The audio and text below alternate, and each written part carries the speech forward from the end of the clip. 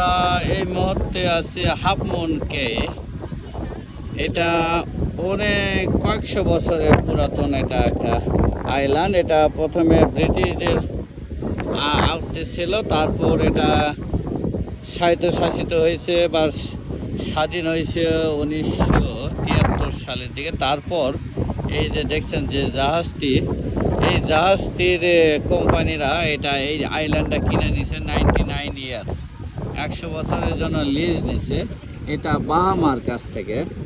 এই যে ওইদিকে কোথাও না, এখানে জনগোষ্ঠী কিছু নাই। এরা এই আইল্যান্ডটা কিনে নেওয়ার পরে তারা এখানে বিভিন্ন টুরিস্ট স্পট তৈরি করছে। এই মুহূর্তে এটা ছিল 2400 একর এলাকা, কোনো জনগণ ছিল না। আগে এখানে মাছ ধরার জন্য লোকজন আসতো, লক্ষ্য করে যাতায়াতের বহুত পুরাতন ইতিহাস আছে। কিন্তু এখন সেই কার্নিভাল কোম্পানির এই জাহাজ কোম্পানিরা এটা কিনে নেওয়ার ফলে এই এলাকাটা এখন একটা পিকনিক স্পট বা টুরিস্ট স্পট হিসেবে তৈরি করা হয়েছে। জাস্ট ভিতরে যাইতে পারে না কেউ, এই সাইড দিয়ে কিছু এলাকা তৈরি করা হয়েছে, যে এলাকাটা টুরিস্টদের জন্য যে নামে দেয়। নামে দেওয়ার পর আমাদের যেমন সকাল 8টায় নামে দিচ্ছে এবং এলাকায় তারা 4টার মধ্যে যাইতে ব্যাক করতে বলছে। আমরা 4টার মধ্যে আবার চলে যাব। এই যে দেখো শুধু সেই বিশাল সমুদ্রের মাঝখানে একটা আইল্যান্ড, যাকে দ্বীপ বলে। দেখেন আমাদের দেশে ওই রকম করতে পারতো, কিন্তু এরা দেখেন অনেক টাকা ইনভেস্ট করছে এই দ্বীপে।